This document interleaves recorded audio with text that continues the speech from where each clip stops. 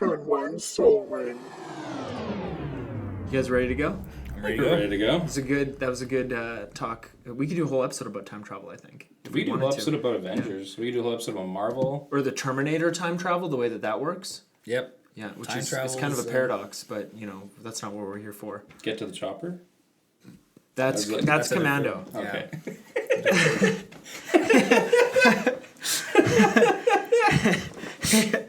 Hey everyone, you're listening to Turn One Soul Ring. I'm Kevin Smith. And I'm Eric Renfell. And we have a special guest on the show today, our buddy Rylan Clark. We invited Rylan on to the show today to talk about Modern Horizons with us because, well, I'm a lot less versed in Modern than you guys are. I think you've gotten pretty into Modern, right, Rylan? Yeah, I've been playing Modern for about 3 years now, and I've top 8'd some local tournaments, made second place at PTQ. Did they give you cash prizes for that? Some cash prizes, yeah. I placed in a 1500 and got a little bit of money there, and I've won some packs through various tournaments. So I'm no pro player, but I can do okay in the local meta. To be a pro player, you gotta be on the pro tour. Is that what they say? Yeah, you gotta make the pro tour. Yeah, or sorry, Mythic Championship. You are a Mythic champion now. There's no more pros. Right. We have Mythic champions. Yes, and we also can't say we have to say Magic Fest. Right. Oh, we can't say right. GP. It's a Magic Fest. It's a Magic. Yeah. Love that. So, Rylan, when we did our first episode, Eric and I talked a little bit about our history with Magic and how we got started and how our interest in the game sort of ebbed and flowed over the years. Would you mind telling us a bit about your history in Magic? I grew up in the 90s, so I've always known about the game, but I never really started playing it until I got into college, and some college friends of mine got me into it, and then Eric and I started playing a lot, and then it's Magic. It's all downhill from there. You don't really stop I think playing. one day you were like, hey, do you play Magic? And I was like, I have before. And then...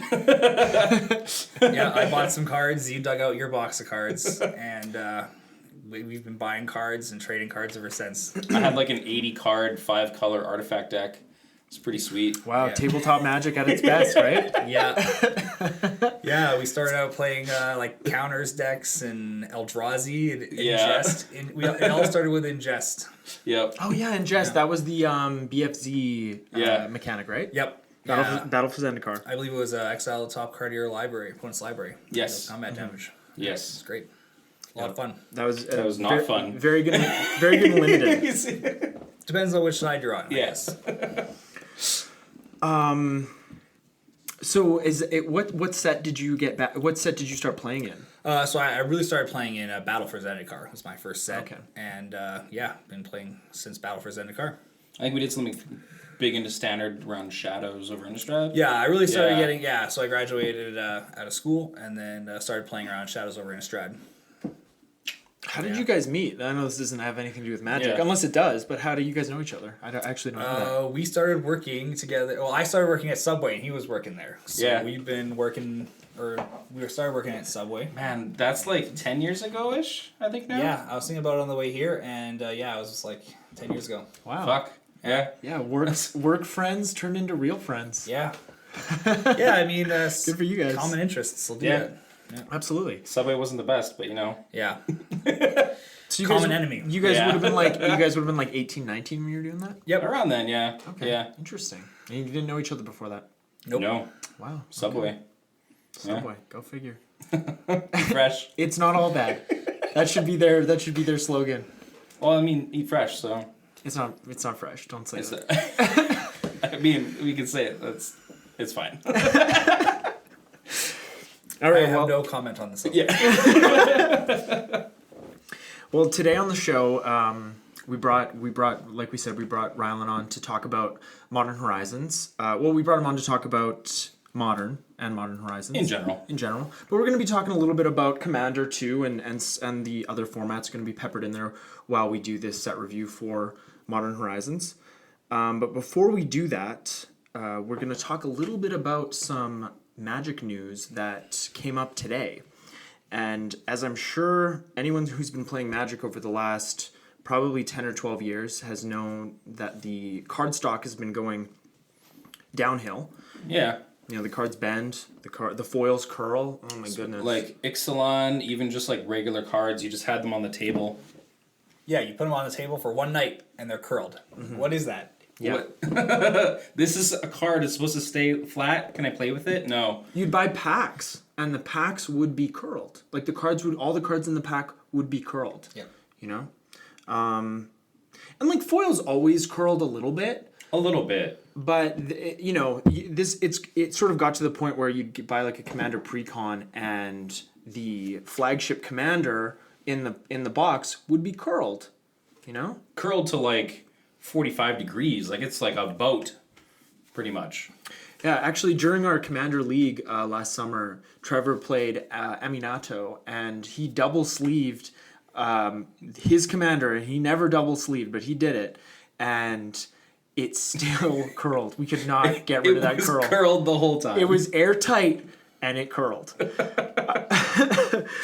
But Magic WotC released some news today. Improvements to upcoming card stock. As early as June 7, you may start noticing some slight variants to War of the Spark card stock. As we continue to look for ways to make your playing and collecting experience the best it can be, we are introducing a new playing card paper for Magic the Gathering. Some of you might be aware that we began introducing different playing cardboard in the Japanese market several years ago, and in 2018 we expanded distribution of that stock to other markets with both Battlebond and Ultimate Masters. This year, in our continued commitment to developing new and improved processes and materials, we're introducing another card stock into our portfolio. While there are a multitude of reasons we're pleased with this new paper, in particular, we are happy with improvements in areas of our development focus: surface consistency for printing, improved card cutting, as well as rigidity and, quote, snap. As always, we are committed to creating and shipping the best product possible and will continue to explore ways to improve upon our best products and practices.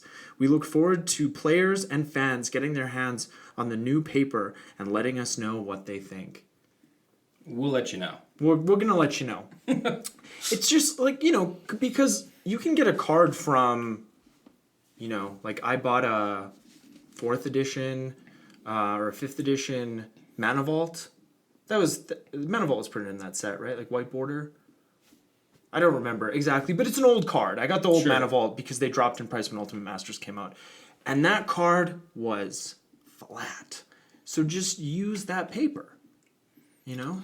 Or use that card stock. From what I've heard, that card stock that they made, or that they printed, like alpha, beta, and the original sets on, you can't get it anymore. Apparently, it was some very special tree that they made it from in the rainforest, and you can't. You can't cut them down anymore, or that, or they don't exist anymore. Yeah, or they don't exist anymore. This was what I've heard. I've heard from sources online. I can't quote the exact sources. I don't remember where I heard it, but I have. You don't vouch for them. I'm just saying I can't remember the source of where I heard this. Oh, okay. But I have heard this a couple times where that you just can't get that paper anymore, and they've been looking for an alternative. Oh, okay. That does make sense. Like, so when you consider the cost of what it costs to print a card versus what they're selling the card for, it does make a lot of sense. Yeah. Because like there is 15 cards in a pack for $5. And, you know, it probably costs pennies to print that. And, you know, the profit margins are probably quite high. Probably, because they do print things on sheets, so they have, like, industrial printers for this stuff. Like, ink is one of the most expensive commodities in the world, but still, if you're printing on a... And nobody's really complaining about that. No, it's just the card stock. It's just like, that's the other thing. That's the problem with these. That's what they're cutting out on, and it's like, come on. Mm-hmm. Yeah. Yeah. So we'll wait and see. You know, pay attention to your packs. I mean, I do like this news. Yeah, it is good news. It's good news. Yeah. You know, it is June 7th when we're recording this, so pay attention to your packs and you know, let them know. See if you can see that difference, and if like the new card stock is nice. Yeah. Yeah, and pay attention to the smell. See if they smell different, because I bet they will. Probably. Yeah. I like mine to smell like strawberries. Yeah. So if anyone from Wizards of the Coast is listening, You know, just a little like note one there. series, just like scented packs. So we're going to be talking about all the cards we think will be making an impact on both Modern and Commander. For Commander players who've been thinking about making the jump into Modern, we hope we can help you do just that with this series of episodes. Yeah, this is going to be a two-parter episode because we don't want to make all of you sit through another 2-hour and 25-minute episode for a set review. Like Where the Spark was. Like Where the Spark was. It's a little long. It was a little long. We hear ya. Yeah. As we always do, we're going to cover the cards in this set in Wooburg order. And that's, what is that? What's Wooburg, guys? White, blue. Yeah, blue's always tricky because it's the U. Sorry, white, black, U is blue. No, it's WU. It's white. It's white, blue, black, red, green. Yeah. And then we're gonna do the colorless cards, so like artifacts and lands. And also the gold cards. On the gold cards, we're gonna do those multicolored cards. Yeah, that's gonna be next episode. This episode, we're just gonna be covering white, blue, black, and red. Sweet. All right, let's get to the cards. We're gonna start. We're gonna do these in rarity order. So we're gonna start with the mythics in white, and the first card we're gonna talk about is Ranger Captain of Eos. So it's 1 and 2 white for a human soldier, 3/3. When Ranger Captain of Eos enters the battlefield, you may search your library for a creature card with converted mana cost 1 or less, reveal it, put it into your hand, then shuffle your library. You can also sacrifice the Ranger. Your opponents can't cast non-creature spells this turn. So, what do you guys think about this card? This card I found was kind of interesting. It's a high-end drop for a human style deck. The one thing I find interesting is that if you were at a point where you've played a couple things past turn, then the next turn you play this guy as well, and you kind of have a big board, when you pass to your opponent's turn, on their upkeep, you would sacrifice the Ranger because then they can't cast instants, sorceries, something that can wrath your board, deal with your creatures. You kind of have protection for like a turn as well, being on a 3/3 body. Absolutely. Which can be aggro. So then it's just like you have that one turn as protection, and then you still have another turn to crack back and swing as well. Yeah, and don't humans deck usually run or they run the Aether Vial, right? Yeah. And it's not the Aether Vial, but they usually stop putting counters on it at 2, right? Sometimes 3, because there is like the Mantis Rider. Yeah, right. Yeah, Mantis Rider's a big threat for them. Yep. I hate seeing that card. 3/3 Flying Haste. I feel like we've all died to Mantis Rider at one point in our life if we played Modern. Yes. I don't think humans is very popular in the local meta. I haven't seen it very much. I think it was. I think it was popular, and then you came in just after the kind of wave. They knew I wouldn't like coming. it, so they got out of there. Yeah. Starting to make a big resurgence because at the last Mythic Championship, I can't remember if it won, but it placed very well in the last Mythic Championship. So it's top deck on MTG Goldfish right now at the time, I believe. Oh, really? Yep. Well, that's usually all it takes is doing well in a big tournament. There you go. All right. Yeah, other than that, I don't know where else this card fits. It's obviously not good in Commander. One other thing is, I don't know if you'll see this card too much in the humans deck because their deck is so tight right now. Like they have so many good options, so many good 2 and 3 drops that this is going to have a hard time fitting in there. Probably we can see it in the sideboard if anything. Okay. Sideboard, you see your opponent has like some sort of, you're against blue-white control when they have Wrath God or whatever. Or Teferi or who knows what. Yeah.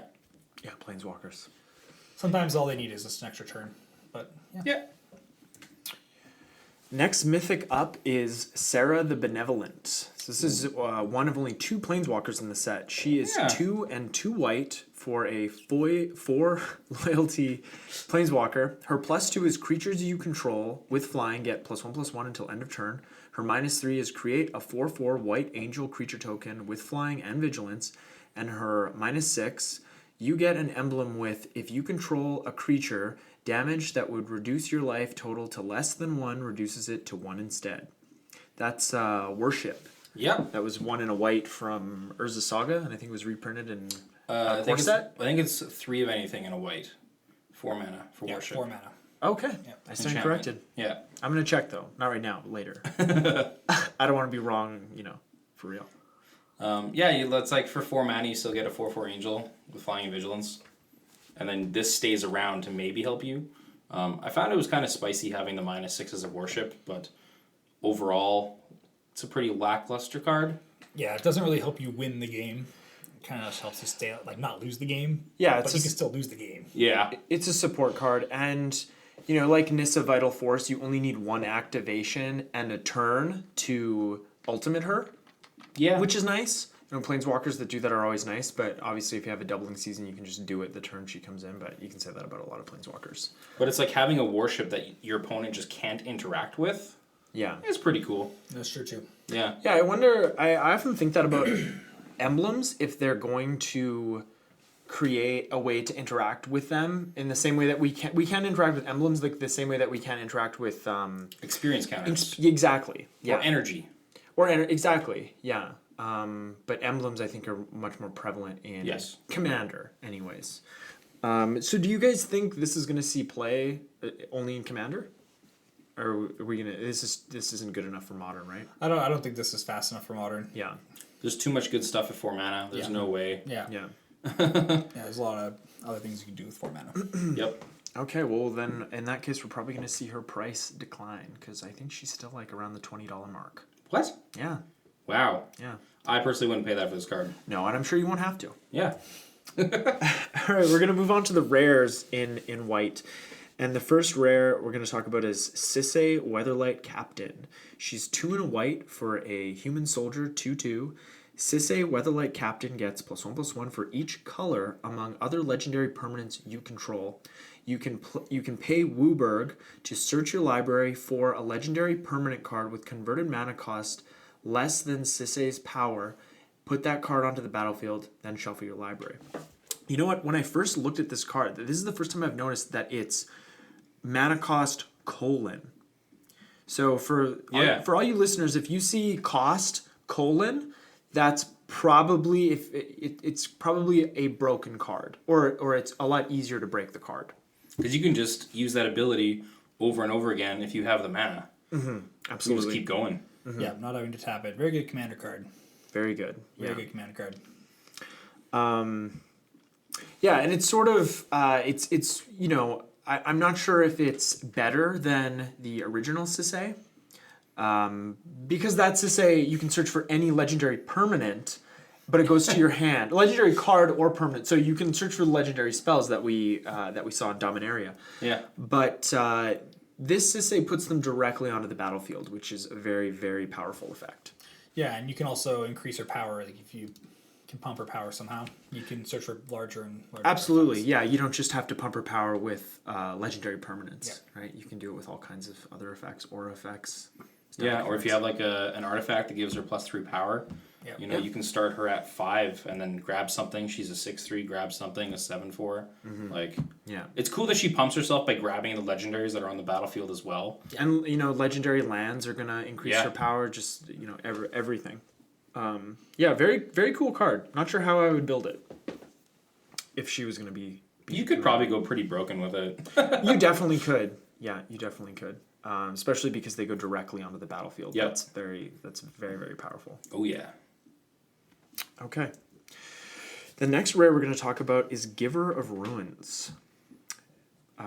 Giver of Ruins is 1 white for a core cleric. She's a 1/2. Tap. Another target creature you control gains protection from colorless or from the color of your choice until end of turn. Mother of Ruins, right? Anybody? Yeah? Yeah, more like people are calling her Sister of Runes or Auntie of Runes, I've heard. But Cousin of Ruins. Yeah. Yeah. Daughter of Ruins. Yeah, there you go. But no, very powerful. I like that they tacked on the colorless. They kind of updated it a little bit. They fixed it and they updated it. They did fix. Do you mean they fixed it because it's another and she can't protect herself? Yes. Yeah, makes it more reasonable to deal with for sure. Right, because Mother of Ruins is the same cost for a human cleric, and she's a 1/1. Tap target creature you control gains protection of the color of your choice until end of turn.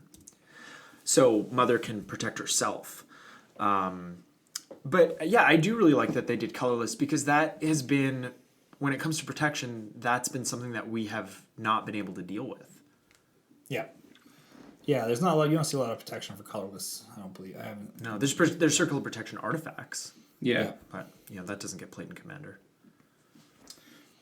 Yeah, like, obviously she can't protect herself.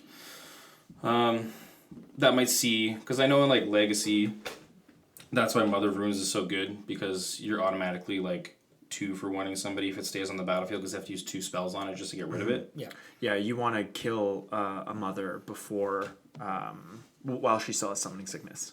Do you think Death and Taxes will throw this card? I think Death and Taxes will be trying to fit this in their deck for sure. Yeah? I mean, the Death and Taxes is a legacy port, so they're always trying to get closer to the original Yep. legacy version. So. And this is the Sister of Runes, so... Yep. I think we're going to go with Sister. I like that one. Yeah. All right. Okay. So this next one, was this one of my picks? Or did you guys like this one? I think all of us like this card. I think I might have had this on my list too, because this card is going to be annoying to play against because you just know Control is going to be looking at this card. So the next card we're talking about is Winds of Abandon. It's 1 and a white for a sorcery. Exile target creature you don't control. For each creature exiled this way, its controller searches their library for a basic land card. Those players put those cards onto the battlefield tapped, then shuffle their libraries. And you can overload it for 4 and 2 white. And overload, the keyword overload is you may cast this spell for its overload cost. If you do, change its text by replacing all instances of target with each. So exile each creature you don't control. That's awesome for 6. Yep. Yep. One-sided board wipe. So do you guys, like, I know this is going to see play in Commander, but do you guys think this is going to see play in Modern? I think Control might play it. Because the game goes so long with those decks that it's, they get to 6 mana. Yeah. And it exiles, so it's not destroy. So again, Exile's it gets so around good. that. Yeah. Yeah. I feel like they've been pushing Exile a lot more with these supplemental sets because, in Commander, it's so easy for us to bring our cards back from our graveyard. Exactly, Like, even cards that aren't built around a recursion strategy, we still, you still run, like, Elixir of Life. Is that the one that shuffles itself and your graveyard? Gain 5 life? I'm pretty sure that's what it does. But there's all kinds of cards that shuffle your graveyard into your library, and you just do that in Commander because the games end up going so long. Yeah, and also keep in mind that this is each. So when you cast it for Overload, it doesn't target anymore, so it gets around Hexproof and Indestructible. Sorry, Hexproof. Right. It already gets around Indestructible. Yeah, that's part of what makes it so good. And I think in Commander, players, because it lets the players that lost all their creatures search for lands, they're going to be upset, but they're going to be maybe a little bit slightly less upset. So, it's like the Arcane Denial argument that I've probably made on the show before, where, you're countering somebody's spell, so they've lost a card, but on the next upkeep, they're going to get to draw 2 cards, so they're not going to be mad at you after that, and they're probably not going to target you with any of their spells, right? Sounds like wishful thinking to me. I mean, if you're exiling my creature that I took a lot of work to get out there, Yeah, exactly. I might still be a little... People don't take It's only a land. Yeah, and especially if you're running like 3 or 4 colors, how many basics are you running, right? Yeah. Yeah, that's true. This really punishes people for running a lot of non-basics, and I'm guilty of that too. Oh, yeah. Yeah. All right, let's move on to the next card. I think this was your pick, right, Eric? Yeah. I do like the Astral Drift. Where'd you get that art from? Yeah, I was going to say. That's the promo. That's the one that was on Scryfall. I just go to the most recent, and that's the art. Oh, we're getting a promo of Astral Drift. Yeah. But that's the looks like one of the cars from. That's what I was Kaladesh. thinking. Yeah, it's like a vehicle. It's unfortunate that our listeners can't see this art, but if they go to the Magic website, I imagine they can. Oh yeah. Yeah. Yep. For sure. So Astral Drift, 2 of anything, 1 white. Whenever you cycle Astral Drift or cycle another card while Astral Drift is on the battlefield, you may exile a target creature. If you do, return that card to the battlefield under its owner's control at the beginning of the next end step. So I forgot to say Astral Drift is an enchantment. So that's how it's on the battlefield. Yeah, and you can cycle it for 2 and a white. You can, yeah. So it's like if you really the cool thing about that is if you have multiple copies of this card, you could just cycle it itself. as well if you already have one on the battlefield. Definitely. You don't need one out. But it also harkens back to Astral Slide. Oh boy, what's that? So Astral Slide is a really old card. It pretty much does the same thing, but Astral Slide is each player. When this is just Whenever only, you cycle Astral Slide, each player. Astral Slide is whenever a player cycles a card, you may exile target creature. When Astral Drift is only when you cycle a card. Okay, cool. Yeah. I like that. But Blink Shenanigans, always love some Blink Shenanigans. Definitely. Yep. Yeah. Yeah, I might try this in Braga. It's a good card. Yeah, people are definitely looking forward to brewing that deck in Modern. Oh, Yeah. really? Yep. Yeah, there's personally, I never played back then, but yeah, people are. Sounds like they're going to try and build the old Astral Slide deck. Yeah. Okay, I look forward to seeing it. It's pretty interesting because then it's like whenever someone tries to target something, if you have cyclers, they just can't do anything about your permanence on the battlefield. Yeah. Yeah, Because you can just cycle and then blink something in response. and then there's no target because it's a different permanent. Yeah. Yeah. So I'm looking forward to that card. Yeah, that's it's going to be a fun one. All right, we're gonna move on to On Thin Ice. This was another one of your picks, right? On Thin Ice, I think, is really interesting. So it is just one white. It's a snow enchantment aura. Ooh. So enchant snowland you control. When On Thin Ice enters the battlefield, exile a target creature an opponent controls until On Thin Ice leaves the battlefield. So it's a cheaper O-Stone. Exactly. Yeah. You do have to run snowlands, but it's also like if you're running some basics, you can just run snow basics anyways. There's no downside. Yeah, absolutely. And if you're running a monocolor deck, you should be running snow lands anyway. So you can pair it with extra planar lens. So it's pretty much like a 1 mana like Oblivion Ring, just like exile someone's creature from the battlefield. Yeah, it can be a little risky though. I'd have to say. I mean, I thought this card was cool at first too, but I kind of a little down on it now because if you think about it, people can destroy the land and the enchantment, so there's like kind of 2 points of failure. Yeah, you get 2 for 1. So And they get the creature back. Yeah. exactly. So you get like it is three for one? cheaper, but a little bit more risky. You don't see too much like main board land destruction except for Ponza. Yeah, but I mean, you have Field of Ruin. Field of Ruin's very popular right now. Field of Ruin Yeah. is very Field of Ruin's popular. very good. Yeah, People like that's Field a of good Ruin. card. So, Yeah, and Pillage is modern legal now. But we're gonna talk about that. Yeah. We're gonna get there. All right, let's move on to the uncommons. Generous Gift is 2 and a white for an instant. Destroy target permanent. Its controller creates a 3/3 green elephant creature token. So this is Beast Within, but instead of getting an elephant, you get a beast. And, Yep. and an elephant's, a beast. We're all beasts, really, when you get right down to it. we are all, beasts. You could get a 3/3 human beast token. It's nice to see this card printed because if you're not in green, you have a Beast Within in white. For sure, yeah. Just a great card, like just target permanent. Yep, it's very flexible. Absolutely. You target any permanent. You want to get rid of those problem lands? Like when we're playing Commander, how many times do we see a land and we're just thinking, we got to get rid of that? Guy's Cradle. Guy's Cradle, Sarah's Sanctum, Tolarian Academy, if it was legal. All those flip lands from the Ixalan block. Yeah, those are which annoying. are like Guy's Cradle, Tolarian Academy. They you didn't got give the us the Sarah's Academy Sanctum. one. Yeah. No. it's too good.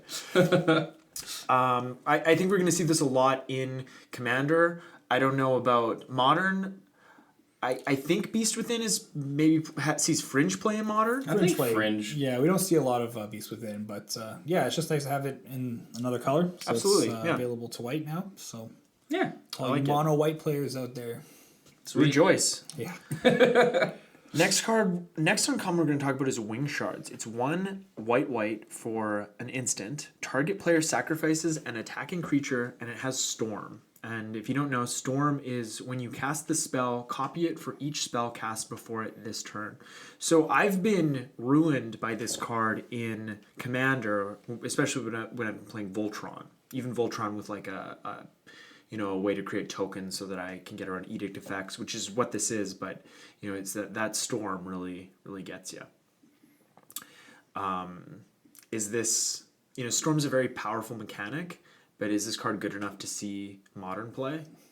No, I don't believe so. This card's it's very fringe, and you don't really see the Storm decks attacking with creatures and when they do, it's the next turn. I don't believe the goblin tokens get haste when you cast them from Empty the Warrens. So. Yeah, and it's just like you as the player trying to make somebody sacrifice the other person's creatures. Usually people attack before playing spells, and so there's going to be no spells on the stack. You're going to get one creature, unless you have some really weird way to cast Light Instance on their turn just to cast this, and then just deep into something fringe and Weird, yeah. weird. Yeah, so that's a public service announcement. If I can't remember what I was going to say. Good announcement. The public service announcement is cast spells during your second main phase. Oh, yes. That's true. There we go. Always cast spells during your second main phase. Yeah. Not always. There's those fringe cases, but it's a good rule of thumb to cast spells on your main phase. Second Yeah. phase. Yeah. You get used to attacking first. If you're going to attack first. Play stuff later. Attacking's fun, but it can't all be dessert, right? Yeah. Yep. The next uncommon we're going to talk about is an Eric pick.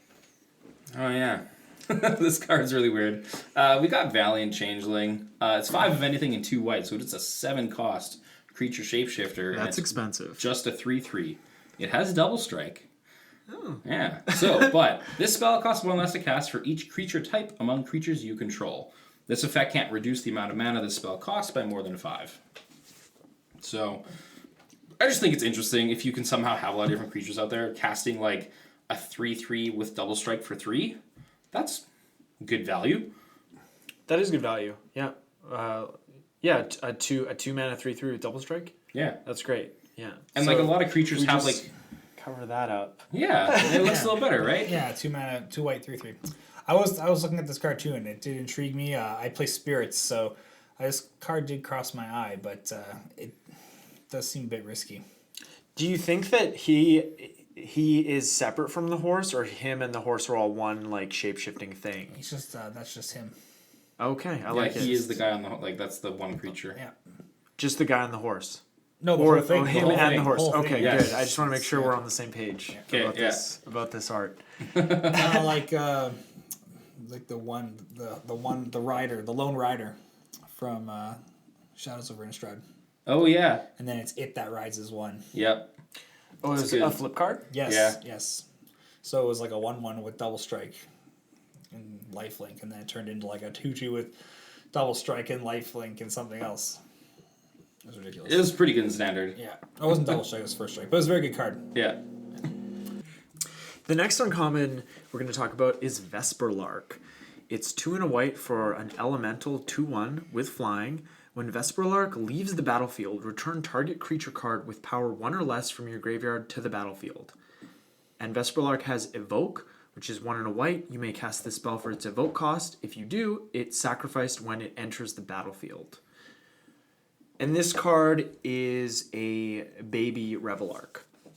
I think this is probably going to see a fair bit of commander play. I was thinking about throwing this in my Arcades deck because you can bring back any wall. Like they're all Yeah. 0 power. I don't know about modern. What do you guys think? I can't see any. Yeah, where would it fit? Yeah. Yeah. We know one person that plays a butts deck, so... What is that? That is true. Yeah. Yeah, there's one butt stick in our meta. What is butts? So it's a wall deck. Big Oh, toughness. I know who you're talking about. You talked to him before. Yeah, his last name's Small, right? Yeah. Yeah. But he's a big guy. Yeah. Yeah. It's ironic. Look at that. Yeah. Happened in real life. I Yeah. guess. Well, how would the parents to know? Yeah, exactly. You know. All right. Oh, man. All right. We're gonna move on to blue cards. Unless there's anything in white that we left out that you guys want to talk about. I don't think so. All right. So we're gonna move on to the blue cards, and as we did with the white, we're going to talk about the mythics first. And the first mythic we're going to talk about is Urza, Lord High Artificer. And, I got shivers when I saw we were getting an Urza card. But then when he wasn't a Planeswalker, my shivers went away. But we'll talk about the card anyway. So We still got Urza. we still got Urza. Fair enough. Yeah. Urza is 2 and 2 blue for a human artificer. He's legendary, so he can be your commander. And he's a 1/4. And he reads, when Urza, Lord High Artificer, enters the battlefield, create a 0/0 colorless construct artifact creature token with this creature gets +1/+1 for each artifact you control. His next ability is tap an untapped artifact you control, add 1 blue mana to your mana pool. And his third ability is pay 5, shuffle your library, then exile the top card. Until end of turn, you may play that card without paying its mana cost. So when I read this card the first time, I noticed a couple of colons and a couple of ways to go infinite with blue mana. And, you know, it would be very easy to just shuffle your library, you know, whatever, 90 times and get every card off the top and play out your entire deck in one turn. And in that deck somewhere, you probably have a combo that allowed you to win the game. Right? He like instantly goes the Paradox Engine. Absolutely. Yeah. No, broken. Yes, very, very powerful card. I will probably see a few commander decks helmed by Urza. I feel like that's going to be the case, just because like he's all of his good abilities are colons. You can just keep doing stuff as much as you want, and then if you can just play your whole deck, I think you're going to win. Yeah. Oh yeah, absolutely. I mean, sometimes it only takes like a couple, or one powerful spell to win the game. Absolutely, no, you don't even need to play out your whole deck.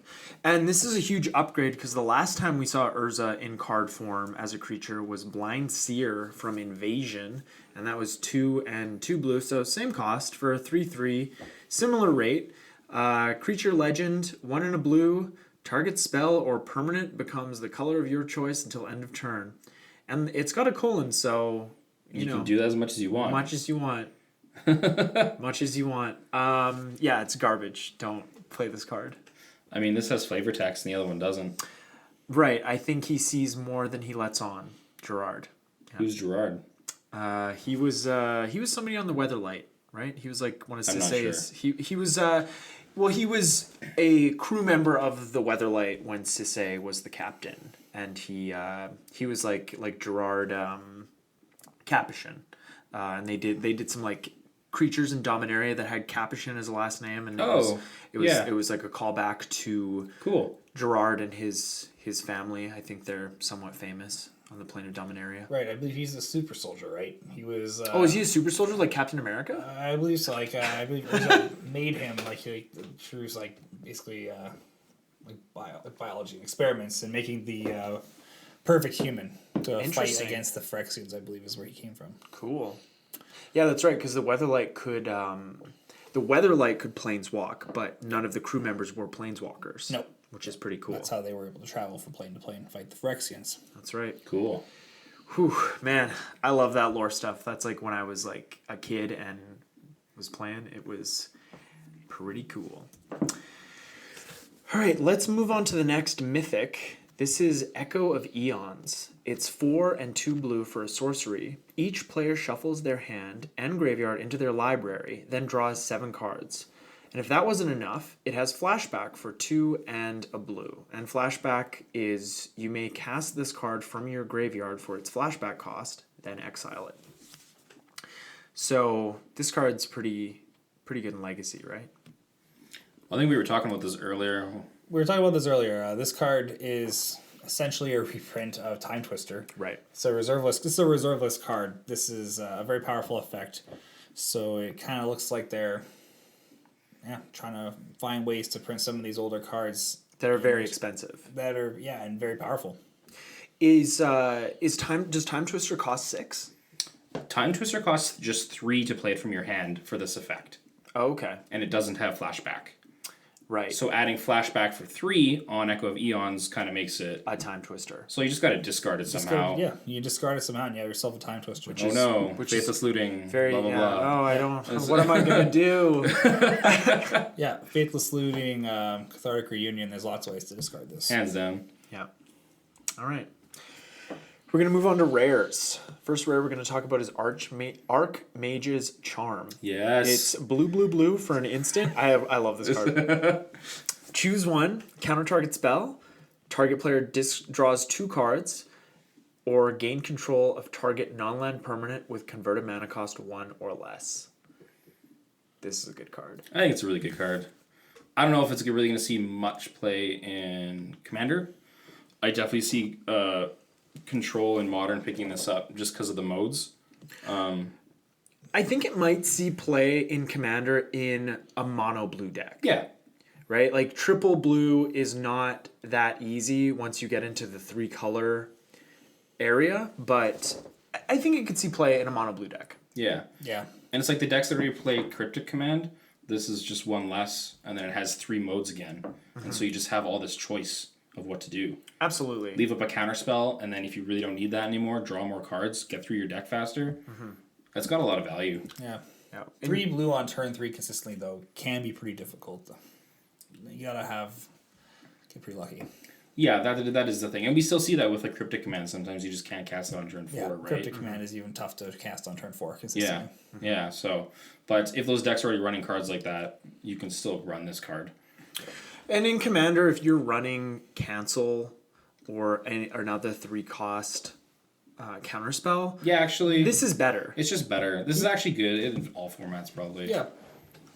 Yeah, this could be good in Command. It's very modal cards are very good. Are always good. Yeah, and in Commander, you're probably not going to see people using its third choice very often. But just being able to draw 2 cards at instant speed for 3 blue mana is sometimes you just need to draw 2 cards. You know, Got your Soul Ring now. That's what comes to mind. right? Exactly. Yeah. There's quite a few good 0 cost artifacts in Commander that you could steal. Yeah, there are actually. yeah. All right.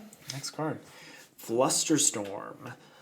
1 blue for an instant. Counter target instant or sorcery spell unless its controller pays 1, and it has Storm, which we already talked about. So what do you guys think? We already know this sees play in Legacy, Yeah. right? Yeah, I mean, Storm is not... I don't think Storm is really that big of a problem in the meta right now, and even still, like, this card is basically for Storm. I don't really see... I don't know if you'd really play this against many other decks. No, because the upside isn't as great for what you have for other counterspells. Yeah. Like, in Death Shadow, I do run... Oh, God.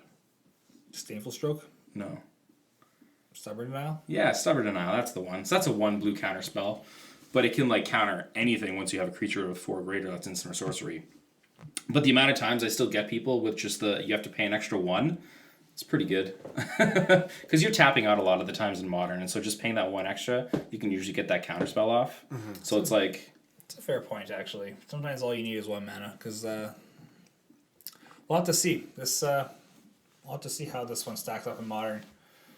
Also, one thing that is always holds true is Magic players are terrible at evaluating cards. Yep. We see it like take the Phoenix we just had. Yeah, it took a little while. Look at Death Shadow. Death Shadow. When I started playing Death Shadow, I remember looking at it, and it wasn't really in the meta. And I remember I mentioned it to Eric. I was like, "Oh, this card's kind of cool, like a 13/13 for 1." Yeah. Wow. And then next thing you know, there was all in Death Shadow and a bunch of other decks that started popping up. So that card had been around for a long time. A while at that point. Doesn't always catch on right away. Yeah. Okay. So we were going to start this show by talking about the whole force of cycles, but happened to that? well, it's just that the red one and the white one, I have nothing to say about those cards. Sure. I think you'll agree with me. I think we all knew going in the red one was going to be lackluster. Yeah, red usually gets... I didn't see you change that. Do you still have the green one in here? I do. Okay, yeah, cool. I have the green one and the black one. I like both those. All right. But right now we're going to talk about Force of Negation. It's 1 and 2 blue for an instant. If it's not your turn, you may exile a blue card from your hand rather than pay this spell's mana cost. Counter target non-creature spell. If that spell is countered this way, exile it instead of putting it into its owner's graveyard. So I have some thoughts on this card initially in Modern and Commander. Sure. And do you guys think this is going to be a sideboard card in Modern? Yeah, I do, personally. Yeah, I don't see this being in main boards unless you're kind of building your deck around it. Unless it's kind of like it fits into what your main deck is trying to do. I can't really see this making main deck. Like when I first saw this card, I thought, why do we need like a force of will in Modern because you're 2-for-1ing yourself. That's exactly what I was thinking. And if you're gonna cast if you're not gonna 2-for-1 yourself and you're gonna hard cast this, then you'd be better off casting a Dissipate because that counters any spell and it exiles it after you're done. So if you hard cast this, it's kind of just a worse cancel. Yeah, pretty much. But after thinking about it a little bit more, I think it is kind of actually like it can be a good card. One thing is that say you're playing control, and if you have this out and you're against another, like this is when it's sideboard tech and you're against another control or like a combo deck, you can kind of play out your spells and still have this in your hand. So you can go and play your Teferis earlier and still have your backup counter spell to like save you. With another card. Yeah. It allows you to get a threat on the board while being able to protect it. Yeah. And you need a threat on the board to be able to eventually close the game out. Exactly. Absolutely. Yeah. So you just able to do that quicker. I think it's really good for just like if somebody has a combo deck, if they're running ad nauseum or something like that, this can like still save you from them comboing off on their turn. Mm-hmm. It has its place. The one thing Modern doesn't really have right now is a lot of like turn 2 kills or turn 1 kills. So, but there might be now because Infect is getting some upgrades and Humans. Well, Humans isn't going to kill you on turn 2, but Infect is getting some upgrades. Yep. Mm-hmm. Yeah, no doubt we're going to see this in Commander. It's just another free counter spell. If Foil sees play, then this is going to see play. This is better than Foil. Straight up, yeah.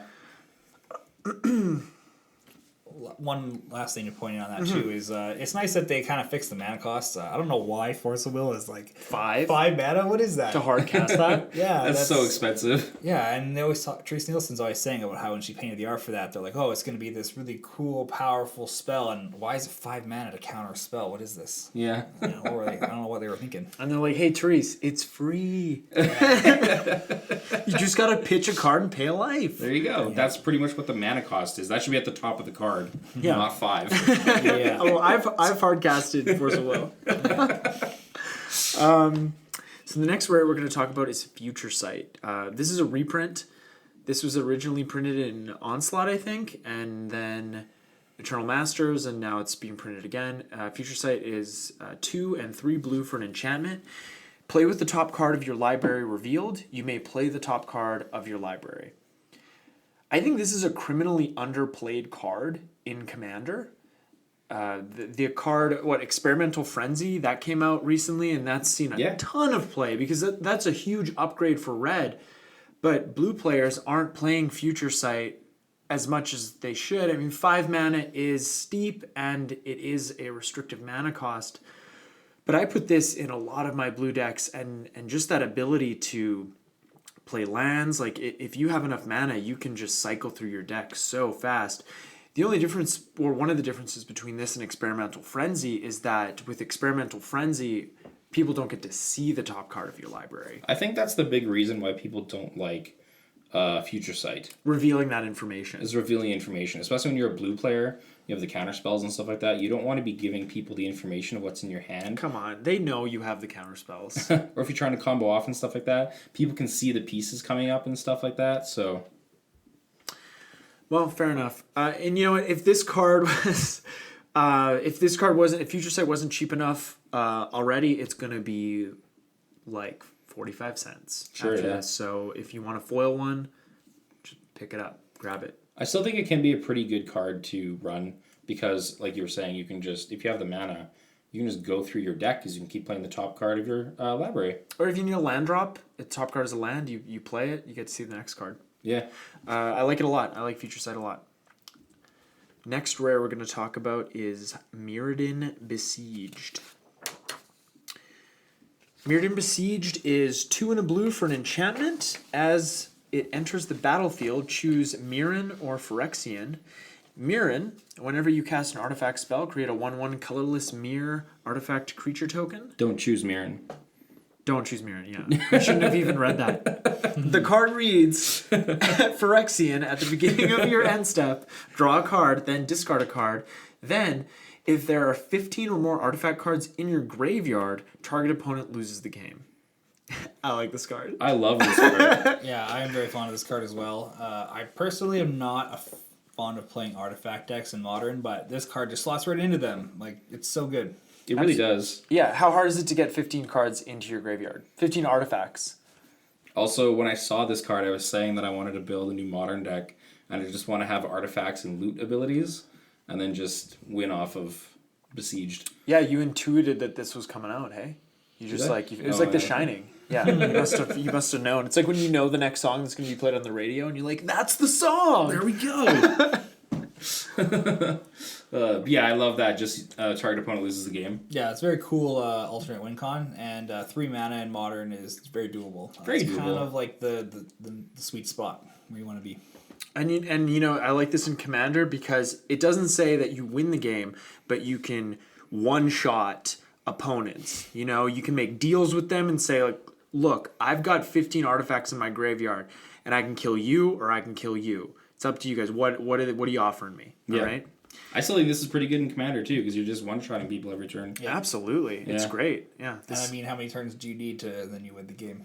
Absolutely. It's Two? 2 more after that. I mean, I just came to mind, but if you pair this with take extra turns, it's over pretty quickly. Absolutely. Oh, there we go. Yeah. So in summation, just don't choose Mirren, and you're going to be fine. Yeah, it's a good All right. card. The next card, we're going to move on to uncommons, and Fact or Fiction is Modern legal. Yeah. This card sees a ton of commander play. It's a great card. It's 4 mana to draw. Well, not draw 5 cards, but we'll just read it. It's 3 and a blue for an instant. Reveal the top 5 cards of your library. I got so excited about Fact or Fiction. Yeah. Reveal the top 5 cards of your library. If an opponent separates those cards into 2 piles, put 1 pile into your hand and the other into your graveyard. I think we've talked about this card before on the show, and I like to think of cards like this as asking another player how good they are at Magic. Yeah. Yeah, that is a good way of putting it. Do you guys think this is going to see Modern play?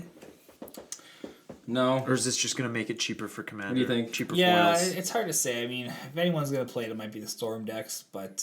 You already have gifts. Gifts is way better, exactly. right? You already Gifts and have given. gifts. Yeah, exactly. Yeah. So you already have gifts, so... Tutor for the cards you want. Okay. And Gifts lets you make 2 piles and then the opponent chooses? Or how does Gifts work again? Your opponent makes the piles and you choose. Okay, they search for the cards and then they... You get to search for the cards. You search for the cards that you choose. Search for 4 cards with different names. The opponent gets to sort them into 2 piles, and then you choose a pile, and the other one goes in the graveyard. Mm-hmm. I think it reads... I don't know where my phone went, but it's a little different because with gifts, to my understanding, It's you can up to 4 pick cards. you can pick just 2 cards, and those are going to go into your graveyard right away. Yeah. Yeah. Yeah. So for other things, like not for Storm in particular, but if you are playing that card, Right. you can actually, if you just want stuff in your graveyard, you can pick the 2 best cards to go into your graveyard, Yeah. and they have to go there. Yeah. It's a combo in Legacy Cubes because you can play it with like Rihanna or one of the ones with flashback. One of your animator spells with flashback, and you're a big fatty. Yeah. Speaking of Legacy Cube, Rylan, we got to draft your Legacy Cube again. That was so much fun. Yeah, we will definitely be drafting the Legacy Cube. And even if we just get 4 people together, the grid draft, that was so much That was fun. cool, right? Yeah, Yeah. that was so fun. Like lot of fun. I did my deck sucked, but I had so much fun. It's just fun getting to, like, you see all these cards. What do I take? They're all good. Yeah. it's crazy drafting when everything's a bomb. Yeah, absolutely. Yeah, Everything's your first pick. so Yeah. much fun. Yeah. Next uncommon we're going to talk about. This is an Eric pick, Exclude. Yeah, I did. I like counterspells a lot. I did it. I did pick this one. So exclude 2 of anything in a blue. You get a target creature spell, but you also get to draw a card. It replaces itself. It replaces itself. Any counterspell that replaces itself is super good. Yeah, I like them a lot. Yeah. So Yeah. like, it's not going to see play in Modern like at all. Yeah, it's just narrow counter creature spells, too narrow. Yeah. And but 3 mana. but in Commander, people are playing creatures. 3 other people casting spells. It increases the chances of them casting a creature spell. And this replaces itself, right? Yeah, and and now you can pick up a foil copy for cheap, There you go. right? Yeah. Yeah, I think it's a decent little card. Yeah, I like Exclude a lot. Don't forget about it. Next uncommon is Rebuild. I love this card. It's 2 and a blue for an instant. Return all artifacts to their owner's hands. And, if you're in a situation where there's not a lot of artifacts on the field, you can just cycle it away for 2 mana. Yeah. And, Commander is a format where there's always a lot of artifacts on the field. A lot of artifacts and enchantments are the most powerful cards in that format.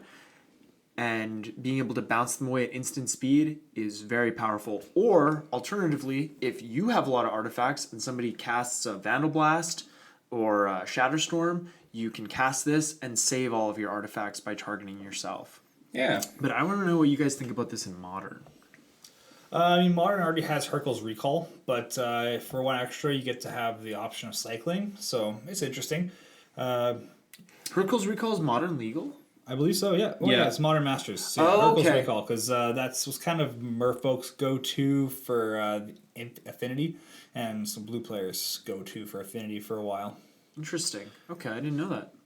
So it's definitely sees some sideboard play.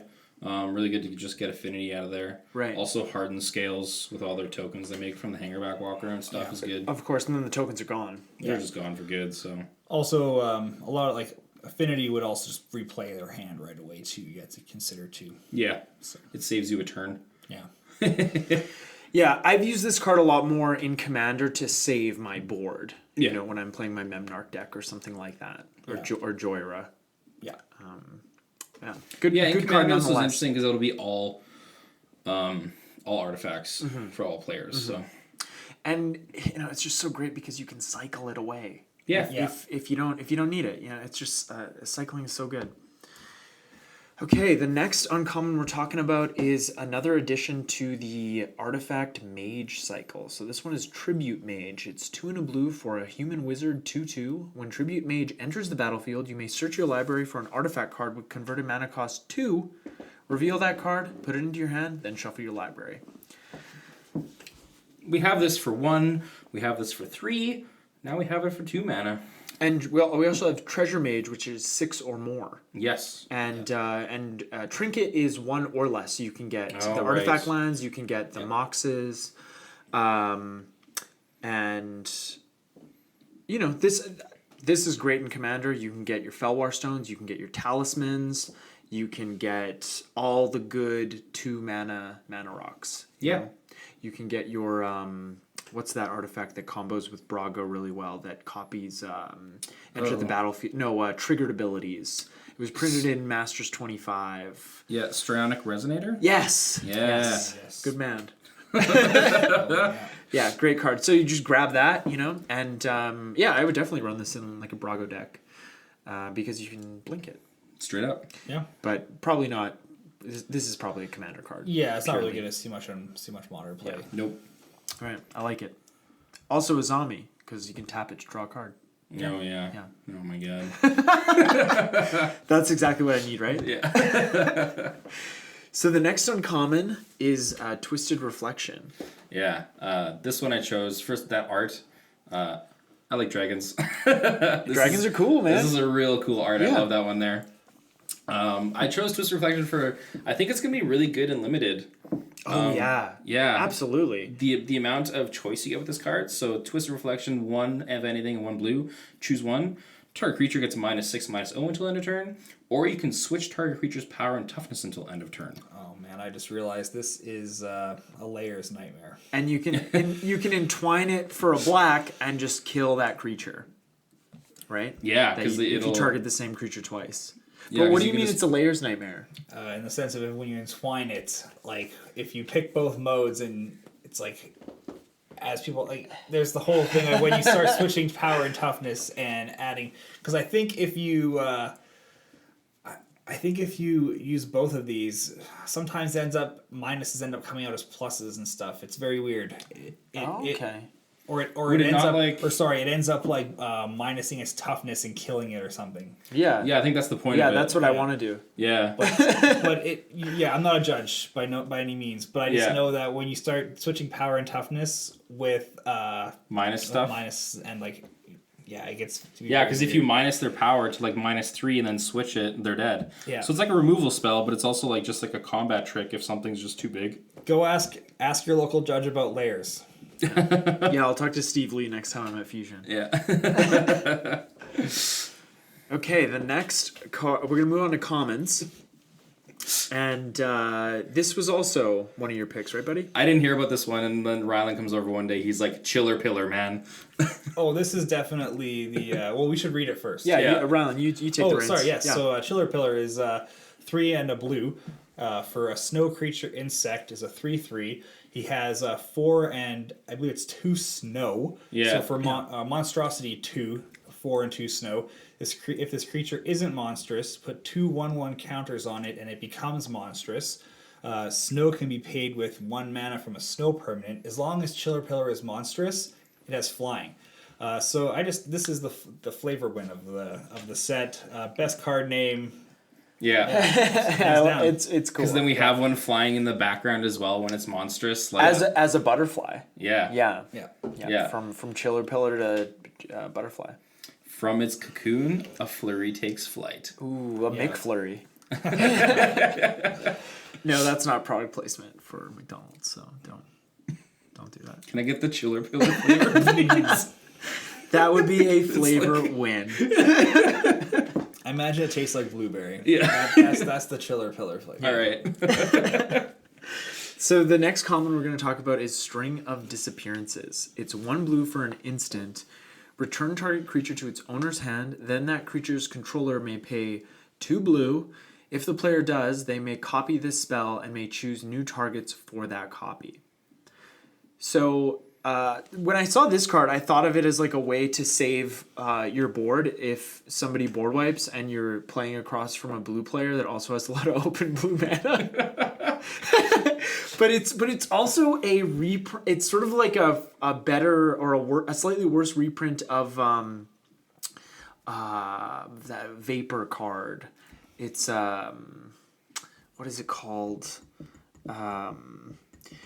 Where I think you can bounce target permanent, and then that player that you bounce their permanent can pay a blue, but then they get to bounce a permanent, and then you can just keep going with it. It's Yeah, I don't know what you're talking about, sorry. String of Vapor, String of something. I don't know. Someone's gonna know what I'm talking about. But yeah, what do you guys think of this? What do you guys think of this card? Just a no good common? It's funky. Yeah. I mean, like, because if you do target your own creature, you are the one who gets to pay the 2 blue again if you want.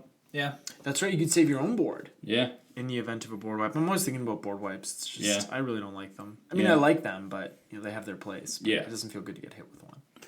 I also have to say, like, we've already had, like, one of his arts with, like, Seb McKinnon in this set. Seb McKinnon lately. Yeah, like. I mean, no, I love his art, but it's like, wow, he's really getting his day in the sun. Yeah, like, this set really just shows off how great of an artist he is. Yeah. I think he's got the best art in this set. Yeah. Oh, for sure. Yeah. Yeah, his art Yeah. is fantastic. Yeah. Yeah.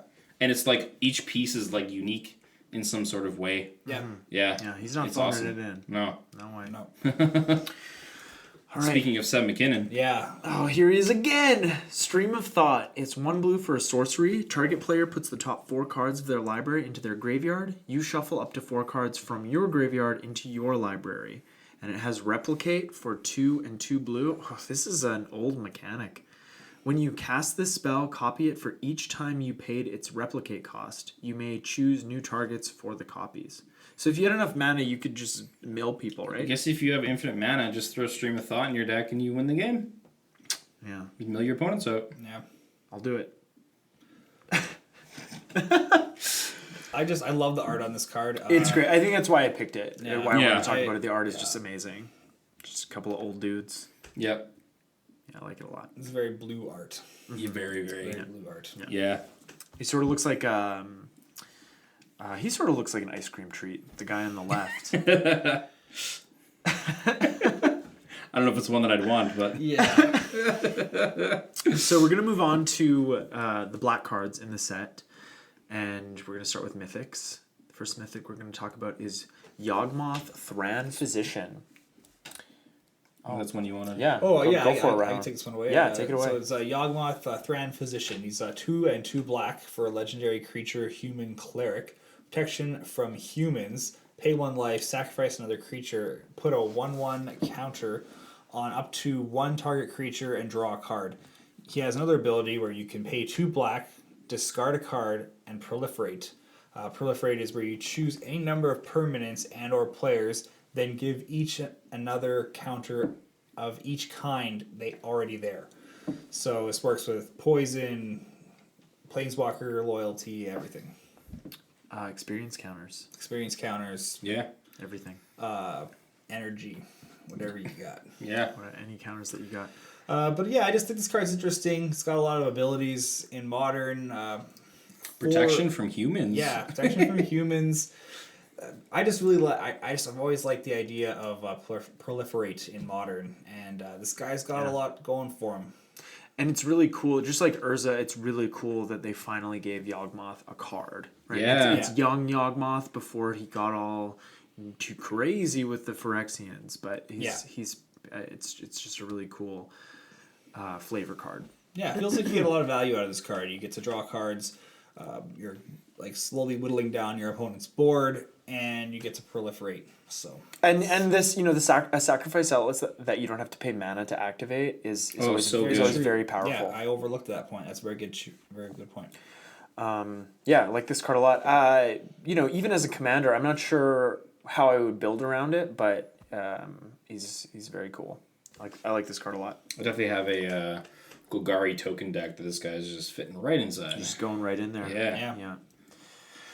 Okay, the next card, we're going to move on to the rares, and the first rare we're going to talk about is Cabal Therapist. This was one of the preview cards. This is the second preview card we got. Sarah the Benevolent was the first one. Yeah. So this guy is 1 and a black for a horror, 1/1. He has Menace. At the beginning of your pre-combat main phase, you may sacrifice a creature. When you do, choose a non-land card name, then target player reveals their hand and discards all cards with that name. So they clearly designed this for a format with multiples. Yeah. Yeah. It's not a commander card in any sense. No way. Yeah. No, it's garbage in Commander. Yeah. But what do you guys think? Do you guys think we're going to see this in Modern? Is it better than Inquisition or Thoughtseize? It's a tough one. Yeah, it's a lot of steps too to go through, right? You have to play this creature and you have to wait till your next turn to sacrifice another creature or himself. Yeah, you can just sacrifice you can sacrifice creature. himself. Yeah, so I'm making sure you can sacrifice himself. But yeah, to Cabal Therapy someone. Oh, he'd be terrible if you had to sacrifice another creature. Yeah, I don't think he'd be playable. Yeah. But it's like if you have to look at your opponent's hand because you can just totally whiff on this if you don't. Oh, absolutely. That's very Yeah, true. you have to do that too. Yeah. I mean, a little bit of format knowledge can go a long way with this guy, but it's still gamble. Absolutely. It's still not like a card where you can search someone's whole deck for it and just get rid of it. Not too, Like it's just like if they have to have those cards in their hand, right? Mm-hmm. So Yeah. But yeah, like I guess if you Inquisition someone and they have like a couple more, you can get rid of everything else that's in their hands. So It'd be really great if it didn't say non-land. If it just said card. non-basic land, I think. Yeah. Okay. Yeah. Fair enough. Yeah, I flew too close to the sun on that one. A little bit. All right, the next card in the Force cycle that we're going to talk about is Force of Despair. It's 1 and 2 black for an instant. If it's not your turn, you may exile a black card from your hand rather than pay the spell's mana cost. Destroy all creatures that entered the battlefield this turn. So this card immediately made me think of the, Kiki-Jiki infinite token damage combos. So this deals with that right there. But this deals with a lot of other, token-based strategies as well, in Commander anyway. With Kiki, if you have like hasty creatures though, it's still if you can win on that turn, this still only kills stuff. At a point, you can just keep putting it on the stack. But couldn't you cast this when combat is declared, Right. Yeah. and then they can't do anything? Duh. Yeah. Wow. But this probably won't see the play in Modern. This is a commander card, I think. Again, it's kind of like some sideboard spice. If we see Yeah. some more decks coming up that... Like against what decks?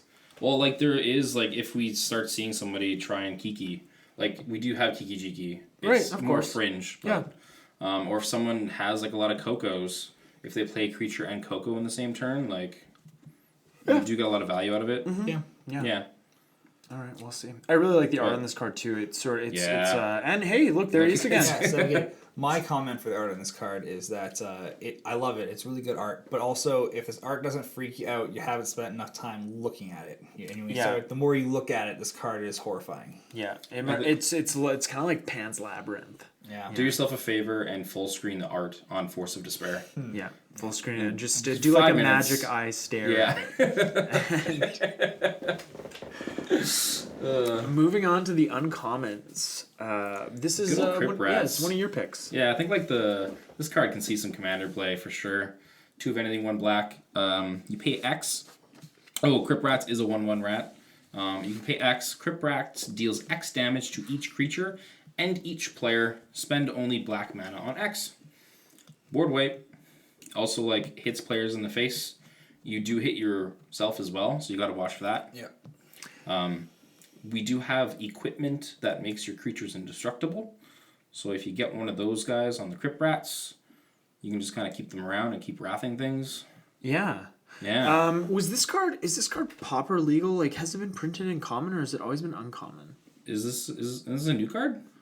It's a reprint. Is it? Yeah. Oh. Yeah, it was I think like 7th edition. I'm pretty sure actually I think this is a Common? I think this is a common. Yeah. And I think this does actually help the supply for Pauper. Yeah, I'm I'm pretty not sure. a huge Pauper player myself. Like in like mono black control. I think this probably sees some play. Oh yeah. yeah, 7th edition, but it's an uncommon. Visions. Is Visions an uncommon as well?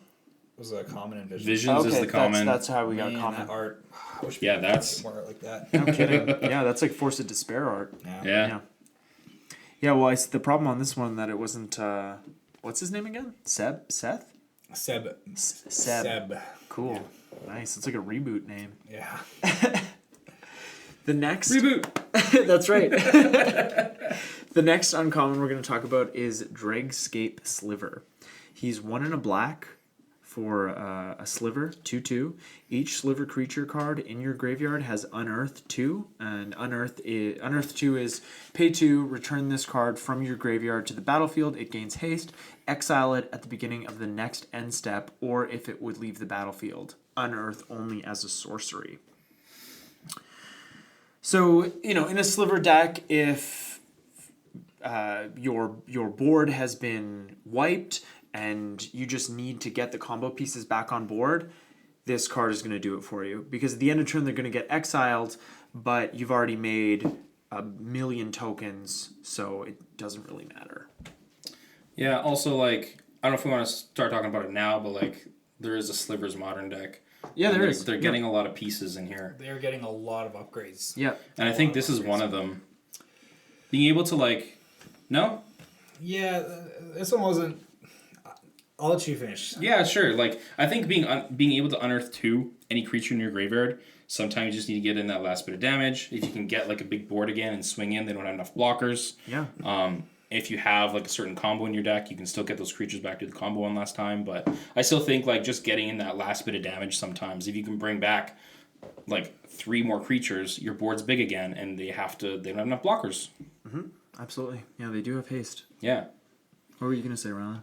Yeah, I was just gonna say I do believe there are other slivers that just are a little bit have better edge. For example, there's a red one that kind of gives them the they deal damage to any other. We'll get to that one. Yeah. But Yeah. there's better ones than this, I think. Okay. And their deck, like humans and spirits, is very tight. They don't have a lot of room for cuts. Yeah. So they want to make the best of it. Well, I think I might throw this. I think I might try this in my Sliver Overlord Commander deck because sometimes your board just gets wiped and you need to get your cards back for that one last turn. I would definitely play this in Slivers Commander, though. Commander's next one.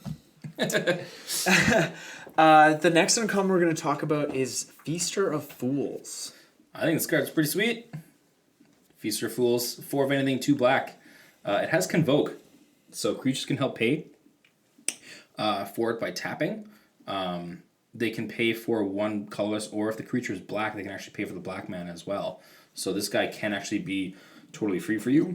It's a 3/3 with flying. It has Devour 2. So as it enters the battlefield, you may sack any number of creatures, and then this creature enters the battlefield with twice that many +1/+1 counters on it. So if you devour 3 creatures, it gets 6 +1/+1 counters. What if you devour 30 creatures? It gets 60 counters. Oh, that's a lot of counters. That's a lot of counters. But again, like if you're running a tokens deck, and you pay for this guy with tokens, he comes down, eat those tokens, you got a big flyer in the...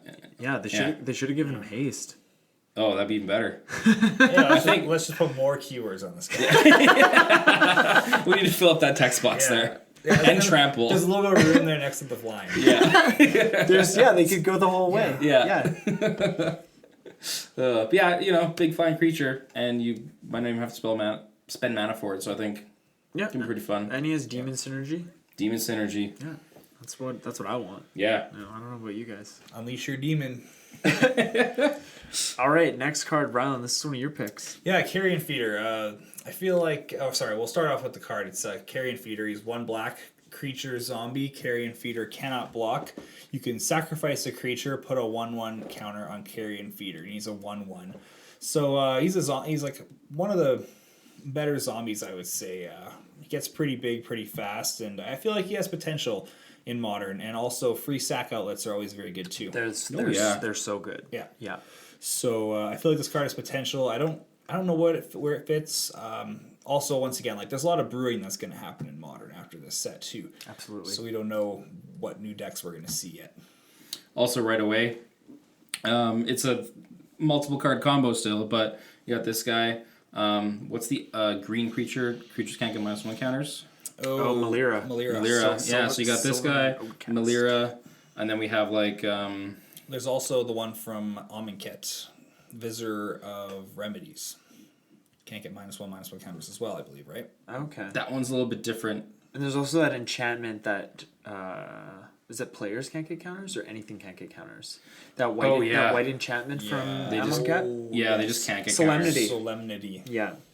But then you play that zombie that's 3 black, 3/2 when it enters the battlefield. Target one loses 2. Has Undying. Geralf's Messenger. Geralf's Messenger. And then you can just sack it infinite times with this guy out there.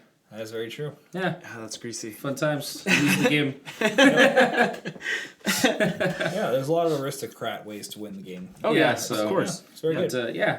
fun times. All right, next common we're going to talk about is an oldie but a goodie. Diabolic Edict. It's 1 and a black for an instant. Target player sacrifices a creature. And they did use the same art that they used for Masters 25 on this reprint. I'm actually more of a fan of the Tempest art. By Ron Spencer. It's very, very cool. But Tempest in general had really, really good art. Yeah, I agree. And Sets. yeah, and like this card doesn't see a lot of play in Commander. It's in fact really, really bad in Commander. Yeah. But really in Commander, you want edict effects to repeat themselves or to be mass effects. Hitting, not just one time. Yeah. But this card, Good in Popper. it's fantastic in Pauper, and actually before it's reprinted in Modern Horizons or Masters 25, it was kind of getting up there. It was like a $2 to $250 card, so that's not super expensive. But for Pauper, when decks are supposed to cost like $40 to $60, That is pricey. that is Get up pricey. there. So yeah, just a great card, great reprint. This is gonna make the foil supply more abundant and cheaper. So just a great card. Also, it does have its place in Modern too. Like edict effects are good against decks like Boggles or Boggles. Right, and it wasn't previously legal in Modern. Yeah. It wasn't. Yeah. But with War of the Spark, we did get Liliana's Triumph. Very true. Which That's is right, just yeah. a better. It's just a better card, yeah. Liliana's Triumph, each opponent sacks a creature. If you control a Liliana Planeswalker, they also discard a card. Yeah. So, and it's the same mana cost.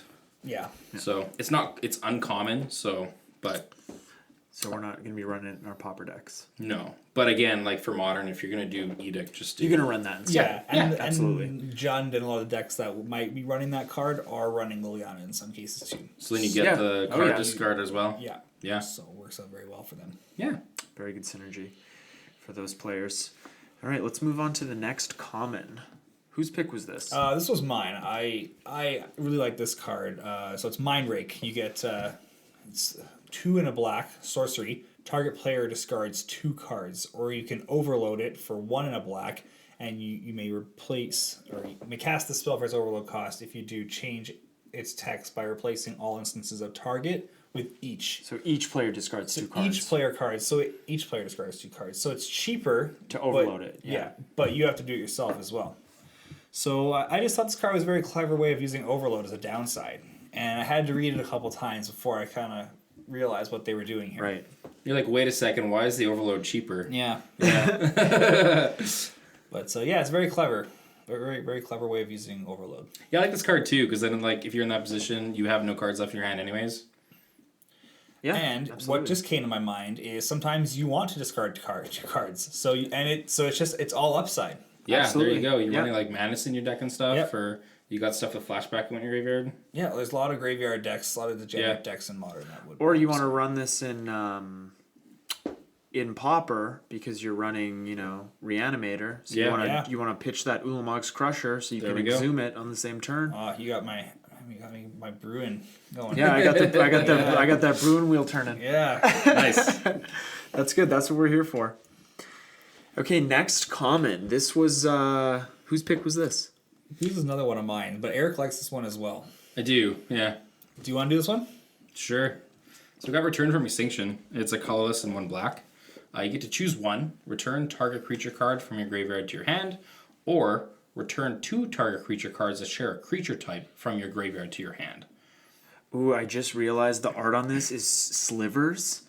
Yeah. And they sort of look like Mirrodin slivers, like artifact That's pretty slivers. sweet. The first sliver calls, the dead answer. Nice. Ooh, that's good. So I do play Death Shadow. This card seems like it can see play in Death Shadow. Is it all? It's almost there. I think we were talking about this before the show, and you said it's almost there. It's kind of almost there. If it was just 1 black. If it was 1 black, for sure. Yeah. Yeah, that's why it costs 2. Let's just go back through the list and talk about how the mana cost could be better. Just make it rare though. It's a common. Come on. Yeah, you could just make it rare. You could just make it rare. Yeah. Do that. Yeah. But yeah, so like in Death Shadow, this is all good because if you have if you have a couple Death Shadows in there, you can like pay 2 mana, get 2 Death Shadows back from your graveyard. That's really good. Then of course, like if you have a Gurmag Angler or something in there, it sucks to have to delve it again, but I mean you can still get it back and cast again. So like I just think it's like really good because like I hate it when my creatures die. Obviously. And by that point in the game, you might not need to delve it. You might have 6 mana to cast it. And same like this may see play in Pauper as well. Yeah, it is common, so I definitely see it in Pauper. But I think this is a pretty sweet card. I think this is a good card too. Yeah, I like it a lot. Anything else that might see playing it? Like, do you think like Okogari deck, like the Rock or something, maybe? Get back Goyfs.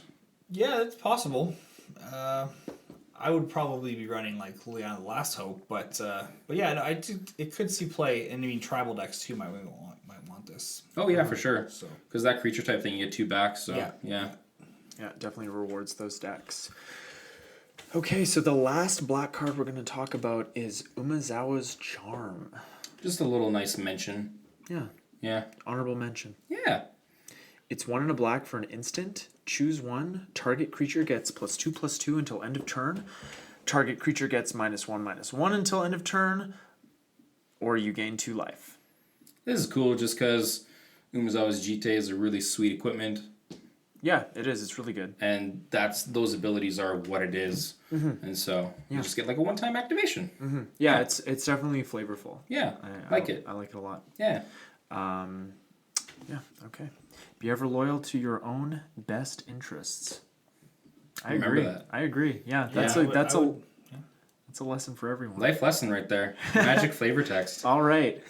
End of the show. No, just kidding. We're still going. We still got to do red. Yeah. Okay, we're moving on to red. So yes, You like this one? Right? We're going with red. We're starting with the mythics. We Yeah. got the Seasoned Pyromancer. He's one of anything in 2 red. When Seasoned Pyromancer enters the battlefield, discard 2 cards, then draw 2 cards. For each non-land card discarded this way, create a 1/1 red elemental creature token. Wait, if he's in your graveyard, you can pay 3 and 2 red. You can exile him, and you get 2 more 1/1 red elemental creature tokens. This guy is so much value. Yeah. He'd even be good in Omnath because when those creature tokens die, you can ping people for 3. Yeah. When it was big, I was playing Mardu Pyromancer, and to me, this just feels like we got Young Pyromancer, and then you have Seasoned Pyromancer in there. This guy loots through your deck and gets you more tokens, and you're casting spells from Young Pyromancer to get more tokens. Like, it's just so much value. Yeah, you do get a lot of value with this card for 3 mana. Oh, yeah. And then, so, like, if you are running Lingering Souls, you can discard those. You still get the 1/1s. You can flashback those to get more Lingering Soul tokens on the battlefield. Like, it just fits right in that deck, and I feel like it gives some more power. But again, a 3-cost creature for a 2/2, and if you discard 2 other cards, you get 2 more 1/1s. That's 4 power for the 3 mana, and you're looting through your deck at the same time. And you still get value after when he's in your graveyard. Yeah, that's very powerful. Yeah. I love this card. It's so good. Yeah, there's definitely a lot of value in this card. Yeah. All right. Well, I hope I don't see it on the opposing field when I play Modern. Yeah, I know. Like I definitely want to try and pick up some at a better price, so we'll see what happens with that. Yeah. Oh yeah, and like the price is like the best time to pick these up is like probably like a week to 3 weeks after the cards get released, right? Yeah. Before they, because if this card ends up in a deck that wins a big tournament, the price Then the go price through is going to roof, go up. right? That's what always happens. Yeah. Yeah. Okay, so the next we're gonna just move straight on to rares in red. Again, another one that I think is very unassuming to people. So the Aria of Flame, it's a red enchantment, 2 anything, and a red. So when it enters the battlefield, each opponent gains 10 life. That's nice. Yeah. Thanks. You're just being nice. Yeah. Peaceful. When you cast an instant or sorcery spell, put a verse counter on Aria of Flame. Then it deals damage equal to the number of verse counters on it to target player or planeswalker. Oh, it's so good that it deals it to planeswalkers. It is. Boom, boom, boom. The reason I feel like this is really unassuming is like people are like it's bad because it's 10 life. If we see, have you played against Storm and how it can just go off? Yeah. Oh yeah. If this is on the battlefield, you can just win. It's another threat that you kind of have to like deal with in that sense. Oh, God, it's so good. I didn't even think of that. Your opponent does gain 10 life, but it's like if I cast like another like 4 spells in that turn, I've already dealt like 4, 7, 10 damage. Yeah. There goes the health already. Yeah. And then any other spell after that is just more damage. No, that's really good. Yeah, and we've also seen, was it Pyromancer's Ascension? That card didn't really see much play, and now it's being run in the Izzet Phoenix deck. And the Izzet Phoenix deck is just a deck full of 1-drops, basically, and like 4 4-drops. Yeah. So it's just like if you have this in there, maybe instead of the Pyromancer one, you're just dealing damage now. Yep. Yeah.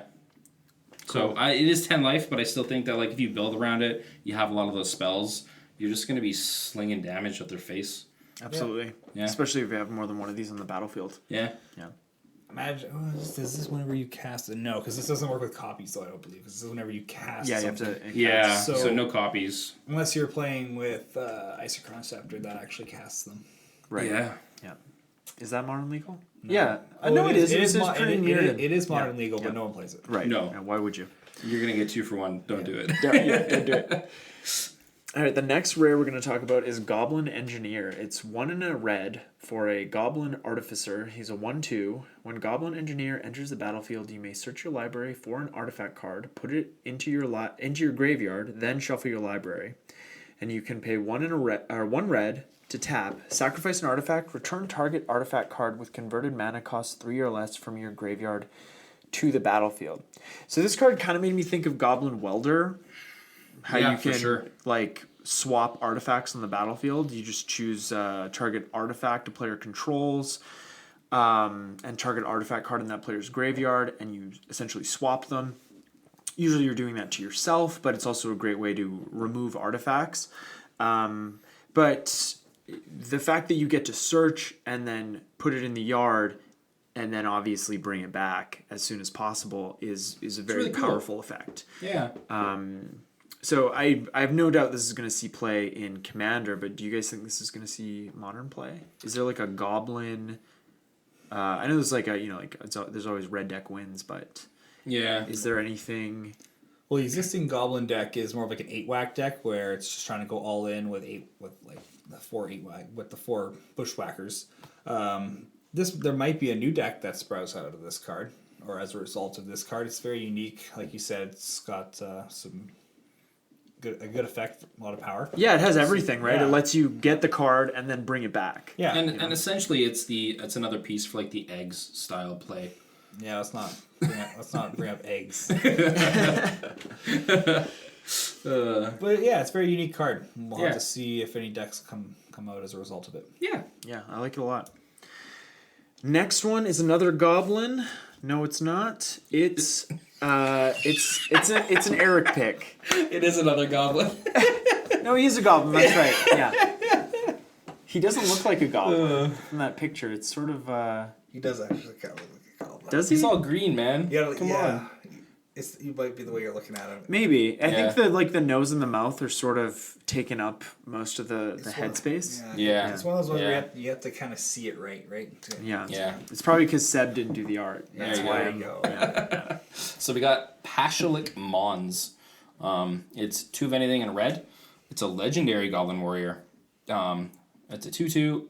When the Pashalik Mons or another Goblin you control dies, the Mons deals 1 damage to any target. And then you can pay 4 mana, 1 of it being red, sacrifice a Goblin, create 2 1/1 red Goblin creature tokens. So I was thinking that like maybe the Goblins deck can actually have this card in there.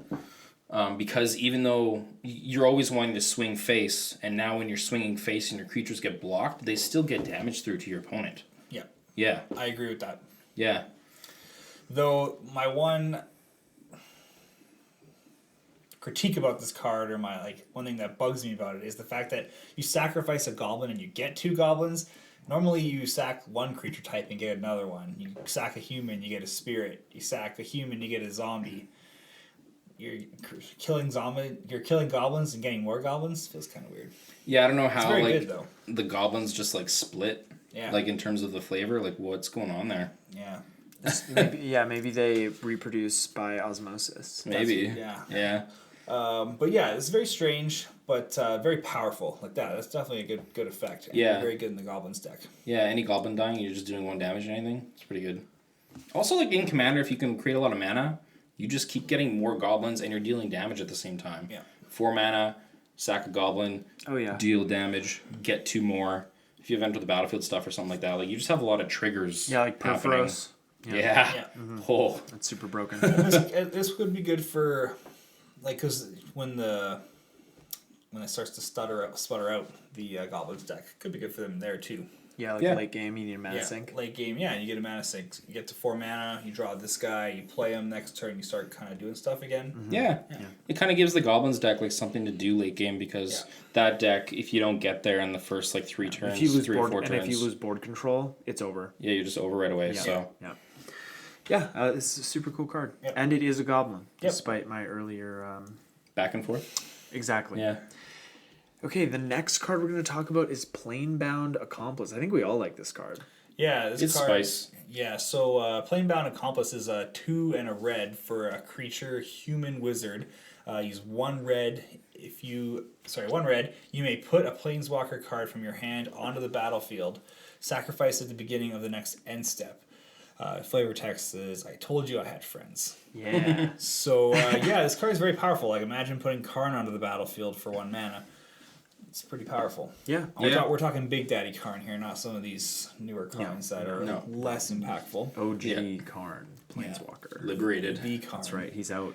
Yeah. But yeah, it's a very powerful effect. And if you had in a Super Friends deck, if you had a doubling season, right, Yeah. you can just drop Planeswalkers, ult them, and then Yeah. who cares if you have to sacrifice them at the end of turn? Probably going to win. Yeah. If you have them enough red emblems. mana. It's that colon again. They keep putting that on these cards. Yeah, exactly. Yeah, just the colon.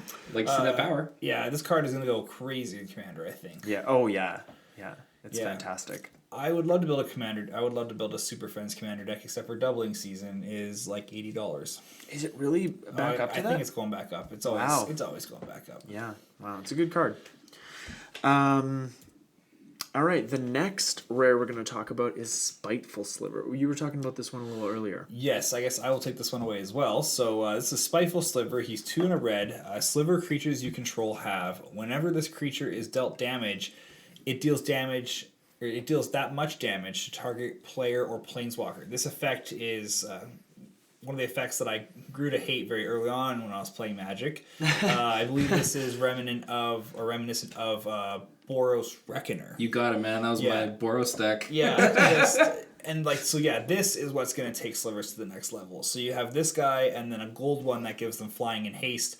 Like this deck is going to be good. I think going forward, I would buy into it, but I think it's too late now already. I think people are already going to start jumping on this bandwagon.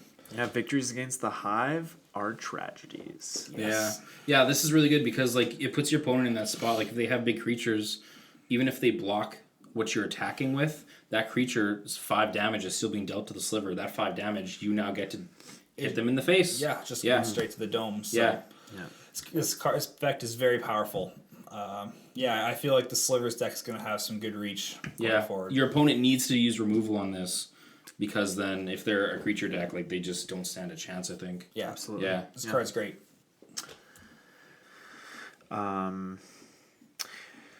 Okay, the next rare we're going to talk about is Tectonic Reformation. It's 1 and a red for an enchantment. Each land card in your hand has cycling, which costs 1 red. And you can cycle away Tectonic Reformation for 2 colorless mana. So I feel like there's been a few cards in this set that are giving the Lord Windgraces and the Omnaths a lot of love. The land matters kind of decks. But, cards that turn unwanted lands into gas are always very powerful. And if you draw this early game, you can just cycle it away. No big deal. Yeah. And, like red always has problems with card draw. And this isn't card draw, but, it's definitely a way to get rid of your lands if you're flooded, especially in Commander. I don't think this is going to see modern play, obviously. Unless there's like this Astral Drift deck becomes a thing. This probably is meant for the Astral Drift deck. I think so, yeah. Because then, like, you can just now your lands have cycling too to turn on Astral Drift. Yeah, and you don't have to run the junky cycling lands. Yeah. Yeah. Yeah. Yeah, cool card. The next card we're going to talk about, we're going to move on to uncommons. It's Alpine Guide. It's 2 and a red for a snow creature, human scout. He's a 3/3. When Alpine Guide enters the battlefield, you may search your library for a mountain card. Put that card onto the battlefield tapped, then shuffle your library. Alpine Guide attacks each combat, if able. When Alpine Guide leaves the battlefield, sacrifice a mountain. So this is kind of crazy that we're seeing land-based ramp in red. Yeah. Never seen this before. Yeah, but with red's downside of it being very risky, very Definitely. act first, think later. Absolutely. Yeah. But with this, it lets you search for a mountain card. So. That's true. I didn't think about that. So you can search for a dual and then later sacrifice a basic. So it does fix as well, even if you do end up sacrificing the mountain later. That's a very good point. Get your Taiga and sacrifice your mountain. Absolutely. Totally. Get your stomping ground, sack your mountain. Yeah. Yeah. Good. Yeah. Just a cool little card. We all knew they weren't going to give red land-based ramp without a downside. Yep. In Commander with the other players too, just, make deals or hit the person that's... Absolutely. Yeah. Deal maker. Yeah. Kingmaker. Right? Yeah. Yeah. Okay, the next card we're going to talk about is Hollowhead Sliver. It's 2 and a red for a Sliver, 2/2. Sliver creatures you control have tap, discard a card, draw a card.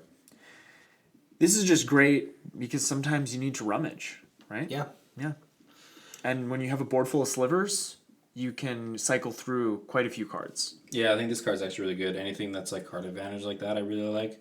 Because you're going to have dead cards at some point. Yeah. Yeah, I don't know how this fits into the modern Slivers deck. I think the modern Slivers deck is going to be very focused on just killing its opponent. Absolutely. Yeah. But in Commander, for sure, pretty much every sliver in this set has its place in the Commander Slivers deck. Mm-hmm. They're all very good. There's a couple that are but Yeah, there's a couple that are a little lackluster, but they can't all be great. yeah, you can't win them all. Yeah. Okay, the next card we're talking about is Goblin Matron, which was not previously Modern legal. Correct. It has not been in Modern until now. So Goblin Matron is 2 in a red for a goblin, 1/1. When Goblin Matron enters the battlefield, you may search your library for a goblin card, reveal that card, and put it into your hand. If you do, shuffle your library. And we did get new art for Goblin Matron. Mm-hmm. So do you guys think this is going to see... this? I know this sees quite a bit of Commander play, but what about Modern? So apparently, like, I don't play Legacy, but I've heard that this is part of, like, the Goblins Legacy deck. Oh, okay. Just because it's a tutor for any card, like, in your deck, pretty much. Right. Yeah. It's like, I don't know, like, the Modern deck is, like, really just going for face damage. Exactly. Yeah. But this, I mean, like... this is 3 mana. It is 3 mana. Yeah. But I'm not sure, like, it could... Yeah, I'm not sure because the 3 mana slot in the current Goblins deck is where the Bushwhackers are, I believe, and yeah, it's tricky. It's hard to see. It's hard to see how they're gonna fit this deck in. Like, I think personally, I might still rather have just like the Mons in there. Yeah. Just to get more damage through. Yeah. I'd rather have a Tectonic Reformation so I could cycle my lands away. I mean, you would be playing a different deck then. All right. Man. Well, yeah. Like Legacy is, I guess. It's a different beast for sure. Yeah. yeah, Legacy Vintage is totally. Mm-hmm. Yeah. Yeah. Well, new art, foil copies. Go get them. Yep. Mm-hmm. Okay. The next card is Pillage.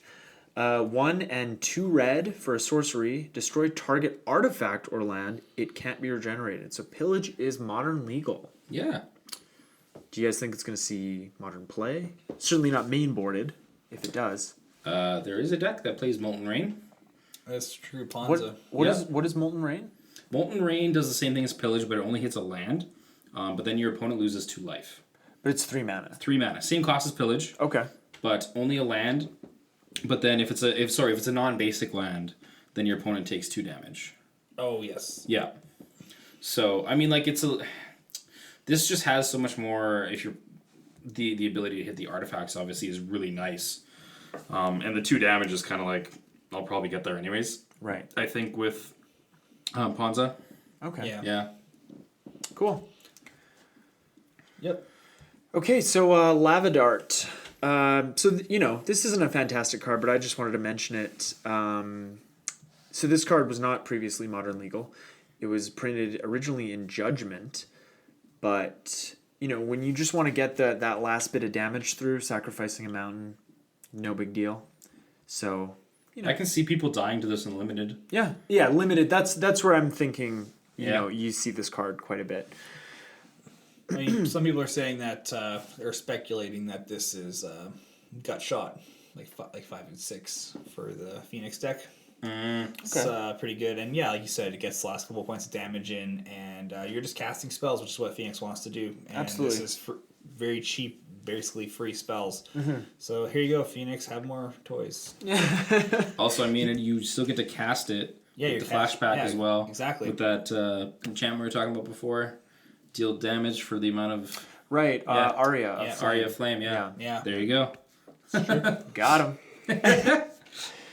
Okay, last card we're going to talk about in this episode is Goat Nap.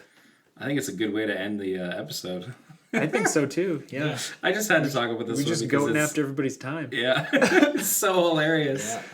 Yeah. It is basically just another like red steal. Yeah. 2 of anything, 1 red. Gain control of target creature until end of turn. Untap that creature. It gains haste till end of turn. If that creature is a goat, though, it gets +3/+0 until the end of turn. Okay, it's goat synergy. Yeah. So you punish all those Gates players who Yep. are playing with their Gatebreaker ramps. There you go. Yeah. Because they really need to be punished. Oh yeah, well, They're out of control. I don't know if you guys have played. I don't know if they're playing the Gates deck in Modern, they deserve to be punished. Just so they build a different deck. Yeah. They're not. No one's playing Gates in Modern. But All right, everybody. You got that goblin just on the horns there. Yeah, that goat. the steering horns ain't steering. Yeah. All right, everybody. That's going to do it for the first installment of our Modern Horizons set review. We'll be back next week talking about green, gold, and colorless cards. Rylan, we want to thank you for coming on the show and sharing your thoughts and expertise on Modern, because I certainly don't have it. Yeah, thanks for having me, you guys, and hope I'll be back. Yeah, we're going to have you back next week. But we're just going to, we're recording these episodes in tandem. Yeah. People are just going to hear it next week. All right, if you'd like to get in touch with us, ask us any questions, you can email us at turn1soulring@gmail.com. You can find us on Instagram at turn1soulring_the podcast, and you can follow me on Instagram at commandbeacon. We're currently doing our June giveaway of 3 War of the Spark packs. That's happening on our Instagram page, and you can enter that giveaway by finding the Instagram post following our post for our episode on how to play faster. And following the instructions on that post, you'll be entered for a chance to win those packs. We'll be announcing the winner of that giveaway on July 1st, at which point we'll be starting our July giveaway. And Eric has been working on our YouTube channel, and it's looking pretty great. But just a little detail about our YouTube channel. When you're searching for it, you'll need to search for Turn 1 Soul Ring, all one word. And you can find our podcast on Apple Podcast, Google Play, and SoundCloud. And Eric, how's the YouTube stuff going? I was gonna try and get like episode 1 and 2 done to post them both at the same time. Yeah, perfect. Yeah, so good. Yeah, right on. Okay, well, we're gonna talk to you guys and girls next week. Hope you all have yourselves a great time. Rylan, what do you want to say to the people? Yeah, it's been nice talking to you, and we'll talk to you next time. All right, go get them, Tigers. Turn 1 Soul Ring. That's my catchphrase. I didn't think it was sign off.